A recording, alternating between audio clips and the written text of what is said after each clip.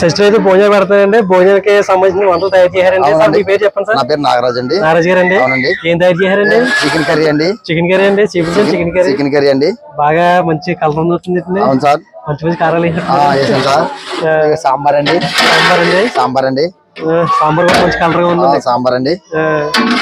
ఇదిగోండి ఇలా పొయ్యి కాడ రండి. ఇంకా ఇదిగండి సార్ అయితే బాగా చూపిస్తారు మొత్తం అన్ని వంటలని. ఇదిగండి ఇది బిర్యానీ అండి. బిర్యానీ అండి. బిర్యానీ పొయ్యి మీద పెట్టామండి. పుల్ల పొయ్యి అండి. అయితే బాగుంటుంది. బిర్యానీ బాగుంటుంది. పుల్ల పొయ్యి పెడతారండి. బిర్యానీ బాగుంటుందండి.